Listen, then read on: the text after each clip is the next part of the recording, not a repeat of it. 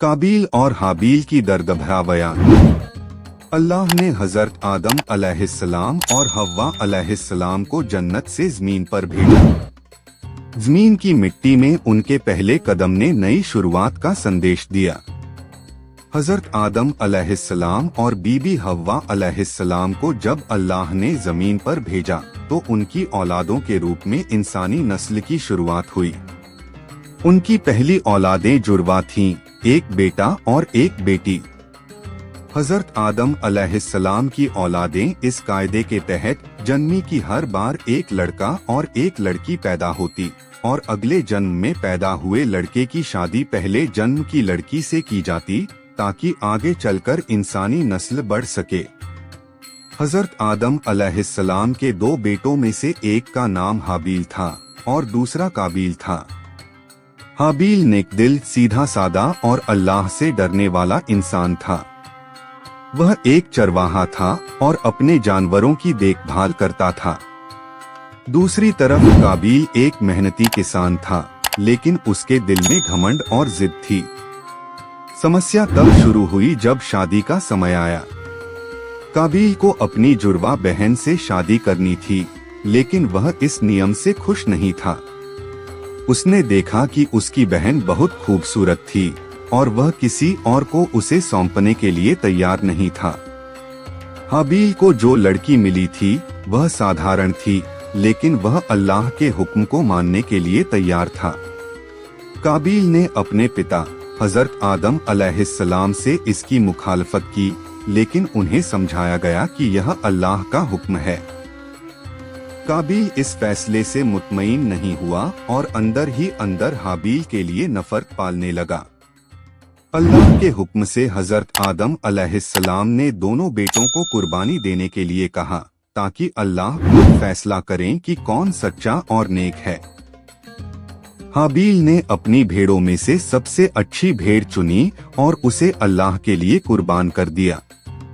उसकी नियत साफ थी और उसका दिल अल्लाह की रजा के लिए धड़कता था। दूसरी ओर काबील ने अपनी खेती से सबसे घटिया अनाज निकाला और उसे कुर्बान कर दिया। उसके मन में सच्ची श्रद्धा नहीं थी, वह बस दिखावे के लिए यह काम कर रहा था। अल्लाह ने हाबील की कुर्बानी को कबूल कर लिया और काबील की कुर्बानी को ठुकरा दिया।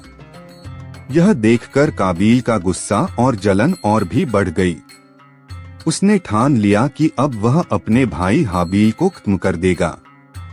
एक दिन जब हाबील अपने जानवरों को चराने के लिए जंगल में गया हुआ था, काबील उसके पीछे पीछे चल पड़ा। उसका मन गुस्से और जलन से भरा हुआ था। वह यह सहन नहीं कर पा रहा था कि उसका छोटा भाई अल्लाह के नजदीक हो और वह खुद पीछे रह जाए। मैं तुझे मार डालूंगा, काबील ने हाबील से कहा। हाबील ने सुकून से जवाब दिया, अगर तू मुझे मारने के लिए हाथ उठाएगा भी तो मैं तुझ पर हाथ नहीं उठाऊंगा। मैं अल्लाह से डरता हूँ। लेकिन काबील के दिल में अब इंसानियत की कोई जगह नहीं बची थी। उसने एक पत्थर उठाया और पूरे जोर से हाबील के सिर पर दे मारा। हाबील दर्द में तड़पा, लेकिन उसने कोई बद्दुआ नहीं दी। कुछ ही पलों में उसकी रूह उसके जिस्म से जुदा हो गई। काबील के हाथ से पहली बार इंसान का खून बहा था। दुनिया की पहली हत्या हो चुकी थी। हाबील के बेजान जिस्म को देखकर काबील को समझ नहीं आया कि अब क्या करे।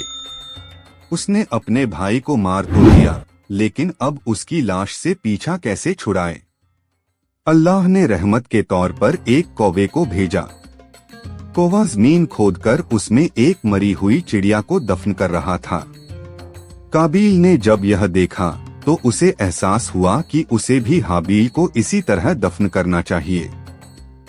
हाँ, मैं इस कौवे जैसा भी नहीं रहा कि अपने भाई को दफन करने का तरीका सीख पाता, काबील अफसोस से बोला। उसने कांपते हाथों से जमीन खोदी और अपने भाई को उसमें दफन कर दिया। लेकिन यह अफसोस उसे चैन से जीने नहीं देगा। हजरत आदम अलैहिस्सलाम अपने बेटे हाबील की मौत पर बहुत दुखी हुए और अल्लाह से रहमत की दुआ की।